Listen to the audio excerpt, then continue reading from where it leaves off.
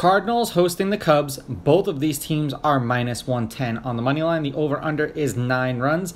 The Cubs getting a run and a half on the run line are -205, meaning if you bet them that way and they win this game outright, you win. They lose by 1, you win. And the Cardinals laying a run and a half on the run line are +170, meaning if you bet them that way, they have to win by 2. And I imagine that this line is probably going to change by first pitch tomorrow. Steele pitched 3 times against the Cardinals this year. The Cubs are 3-0 in those games. 6 innings, 3 runs, 3 earned. They won 10-4. He struck out 3. 6 innings, 1 run, 1 earned. They won that game 9-1. He struck out 8. 6 1/3, 2 runs, 2 earned. They won that game 4-3. He struck out 9 in that game. The Cubs are 5-5 as a team in his last 10 appearances. He's averaging 5 1/3 innings pitched and 5.7 strikeouts per game in his last 10 games overall. If we want to be a little bit more specific about how he's been doing in his last 5, the Cubs are 4-1 in his last 5 games. His ERA is at 2.4. He's averaging 6 innings pitched.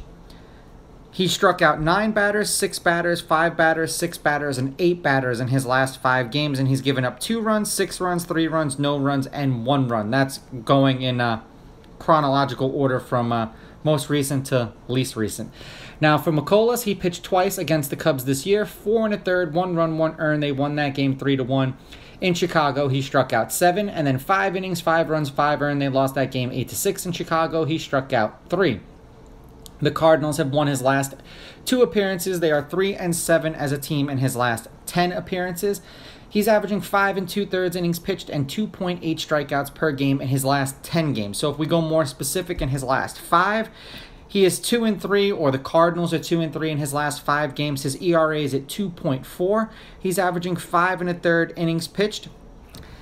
He struck out 3 batters, 2 batters, 6 batters, and 2 batters in his last 5 games. He gave up 5 runs, 3 runs, no runs, and 4 runs in his last 5 games, and that's going in most recent to least recent order.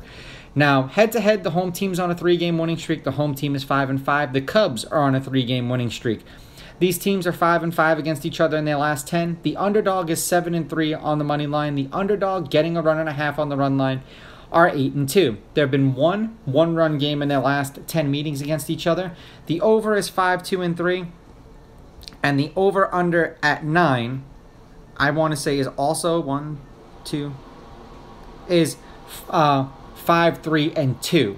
So 5 games went over, 3 games went under, and then 2 games hit 9 exactly. The last game they played was one of those games that hit 9 exactly. The Cubs won 7-2. The game before that, the Cubs won 8-6. The game before that, the Cubs won 4-3. All of those games were this year. And then in the games that they played before that, the Cardinals won 7-2, 7-5, and the game before that, the Cubs won 9-1. And their last handful of games overall, the Cubs are on a 5-game winning streak. They are 7-3 in their last 10, beating the Cardinals 8-6, 7-2, then beating the White Sox 7-3 and 10-7.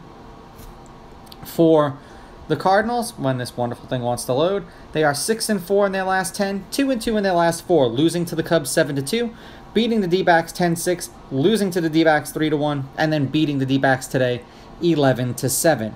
Steele has yet to lose against the Cardinals this year, and it just could be one of those teams that he just dominates. So I'm going to roll with that. I'm going to take the Cubs with the money line. I'm going to take the Cubs getting the runs. And even though both of these pitchers' ERAs recently are low, I'm going to go over in this game because seemingly when they pitch against the opposing team, there's a bunch of runs scored. These are just spy picks. If you disagree, please go with your gut, and please bet responsibly.